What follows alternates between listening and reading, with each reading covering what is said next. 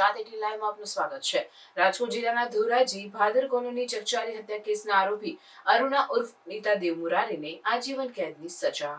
1996માં ધોરાજી ભાદર કોલોનીમાં quarters number 6 માં રહેતા રાજેશકુમાર દેવમુરારી અને તેમની પત્ની અરુણા ઉર્ફ અનિતા રહેતા હતા।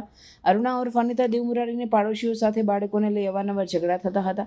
આરોપી અરુણા ઉર્ફ અનિતા દેવમુરારીએ તારીખ 5/8/1996ના રોજ જલદીપ ગિરધરભાઈ કોઠિયાને ઘરે બોલાવી ગળા ચીપ આપી રસોડામાં દસ્તીથી માથું છૂંદીને મારી નાખેલ અને લાશને સુટકેસમાં ભરી દીધેલ। રાત્રે પતિ ઘરે આવેલ અને તેમના ઘરમાં વાસ આવતા પત્નીને પૂછતા સમગ્ર ઘટના સામે આવેલ। સેશન્સ કોર્ટમાં વકીલોની સામસામી દલીલ બાદ ધોરાજી સેશન્સ જજ અલી હુસેન મોહિબુલ્લા શેખ દ્વારા આરોપી અરુણા ઉર્ફ અનિતા દેવમુરારીને આ અપરાધ મનુષ્ય વધ કરેલ હોવાનું માની આજીવન કેદની સજા ફટકારેલ છે। નમસ્તે, હું Kartikeya Manojbhai Parekh, additional public prosecutor sessions court Dhoraji. આજરોજ ધોરાજીના મહેરબાન એડિશનલ ડિસ્ટ્રિક્ટ એન્ડ સેશન્સ જજ શ્રી અલી હુસેન મોહિબુલ્લા શેખ સાહેબે 1996ના બનાવના આરોપી અરુણા ઉર્ફે અનિતા રાજેશભાઈ દેવમુરારીને તકસીરવાન ઠરાવેલ છે। બનાવની વિગત એવી છે કે 1996માં ધોરાજીમાં ભાદર આધુનિકીકરણ યોજનાની કોલોની હતી, જેને જૂના લોકોને કદાચ યાદ હોય કે ભાદર કોલોની તરીકે ઓળખાતા। તેમાં એક ગિરધરભાઈ કોઠિયા, રાજુભાઈ કાનાબાર અને રાજેશભાઈ દેવમુરારી આ 3 કર્મચારીઓ આ કોલોનીમાં ફર્સ્ટ ફ્લોર ઉપર રહેતા હતા। એમાંથી બધાના બાળકો આમ સરખી જેવી ઉંમરના હતા, એટલે અનિતાબેનને એમના બાળકો સાથે ગિરધરભાઈના બાળકોને ઝઘડો થતો તે વાતનો ખાર રાખી અને એક દિવસ ગિરધરભાઈ કોઠિયાના દીકરા જલદીપને પોતાના ઘરમાં બોલાવે છે, એનો ગળાચીપ દઈ દે છે।